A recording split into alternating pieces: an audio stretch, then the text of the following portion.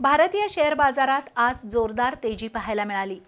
दिवसभराच्या अखेरीस सेन्सेक्स 638 अंकांनी वाढून 85,567 वर गेला, तर राष्ट्रीय शेअर बाजाराचा निफ्टी 206 अंकांनी वधारला आणि 26,172 वर बंद झाला।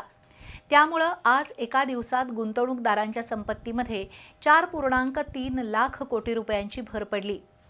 विदेशी गुंतवणूकदारांचं भारतीय बाजारपेठेत पुनरागमन आणि जागतिक बाजारातून सकारात्मकता यामुळे भारतीय शेअर बाजारात तेजी आली।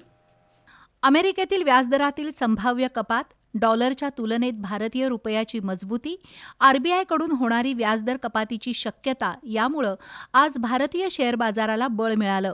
त्यामुळे सेन्सेक्समधील 30 पैकी 25 कंपन्यांचे शेअर्स वधारले।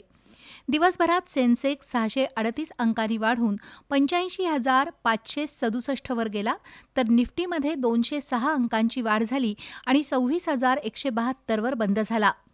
आज प्रामुख्याने मिड कॅप आणि स्मॉल कॅप निर्देशांकात वाढ झाली। SBI, Kotak bank, Larsen and Toubro, Indigo, Bajaj finance, Infosys, Wipro अशा कंपन्यांच्या शेअर्समध्ये तेजी दिसून आली, तर HCL टेक, सन फार्मा असे मोजकेच शेअर्स घसरले। दुसरीकडे 91 रुपये प्रति डॉलरवर गेलेला भारतीय रुपया आज मजबूत झाला आणि 89 रुपये 45 पैसे प्रति डॉलर असा रुपयाचा दर झाला। त्याचाही फायदा भारतीय शेअर बाजाराला झाला। परिणामी आज एका दिवसात गुंतवणूकदार 4.3 लाख कोटी रुपयांनी मालामाल झाले।